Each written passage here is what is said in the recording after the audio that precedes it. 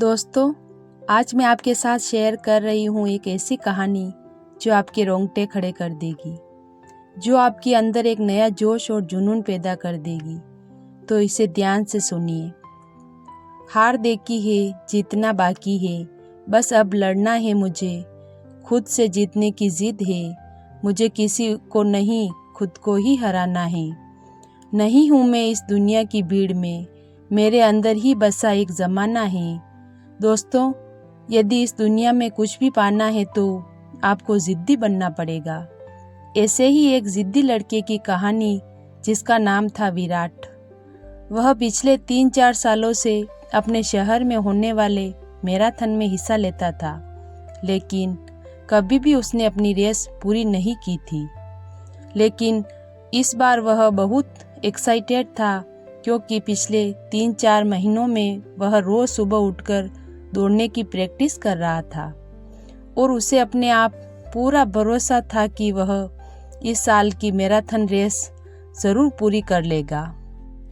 देखते ही देखते मैराथन का वो दिन भी आ गया और सभी लोग एक जगह एकत्रित हुए और जैसे ही रेस शुरू हुई, बाकी लड़कों की तरह विराट ने भी दौड़ना शुरू किया। वह जोश और हिम्मत से भरा हुआ था और बड़े अच्छे ढंग से दौड़ रहा था, लेकिन आधी रेस पूरी करने के बाद विराट बिल्कुल थक सा गया और उसके मन में आया कि बस अब वही बैठ जाए। वह ऐसा सोच ही रहा था कि तभी उसने खुद को कहा, रुको मत विराट, आगे बढ़ते रहो। अगर तुम दौड़ नहीं सकते तो कम से कम जॉगिंग करते हुए तो आगे बढ़ सकते हो, तो बस आगे बढ़ो। और विराट अब पहले की अपेक्षा धीमी गति से आगे बढ़ने लगा। कुछ किलोमीटर इसी तरह दौड़ने के बाद विराट को लगा कि उसके पैर अब और आगे नहीं बढ़ सकते। वह लड़खड़ाने लगा। विराट के अंदर विचार आया, अब बस और नहीं बढ़ सकता।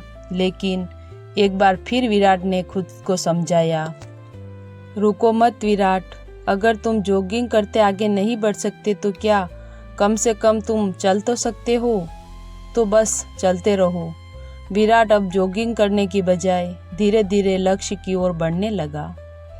कई सारे लड़के विराट से आगे निकल चुके थे और जो पीछे थे वे भी अब आसानी से उसे पार कर रहे थे।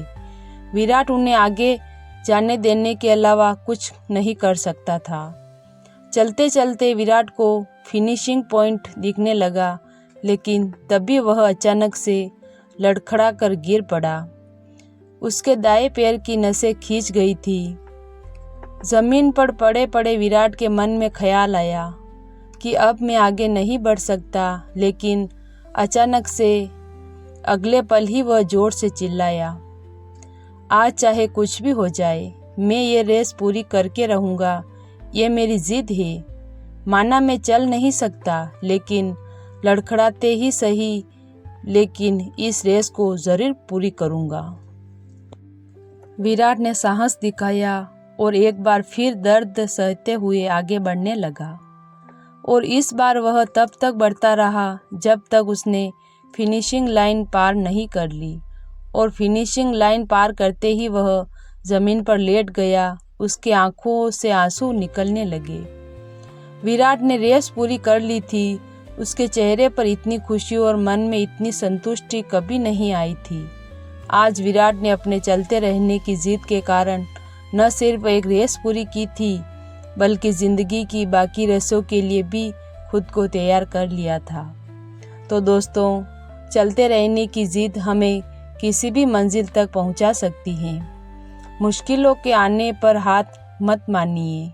न चाहते हुए भी कई बार कंडीशन ऐसी हो जाती है कि आप बहुत कुछ नहीं कर सकते, पर ऐसी कंडीशन को कुछ भी ना करने का बहाना मत बनाइए। घर में मेहमान हैं, आप 6 घंटे नहीं पढ़ सकते तो कोई बात नहीं, 2 घंटे तो पढ़िए। बारिश हो रही है, मान लीजिए आप 20 कस्टमर से नहीं मिल सकते, कम से कम 4-5 कस्टमर से तो मिलिए। एकदम से रुकिए मत, थोड़ा थोड़ा ही सही आगे बढ़ते रहिए। जब आप ऐसा करेंगे तो विराट की तरह आप भी अपने ज़िंदगी की रेस ज़रूर पूरी कर पाएंगे और अपने अंदर उस खुशी और उस संतुष्टि को महसूस कर पाएंगे जो सिर्फ चलते रहने की जिद से आती है। दोस्तों, ये कहानी आपको कैसी लगी हमें कमेंट करके ज़रूर बताएं। चैनल पर नए हो तो चैनल को सब्सक्राइब ज़रूर करें। धन्यवाद।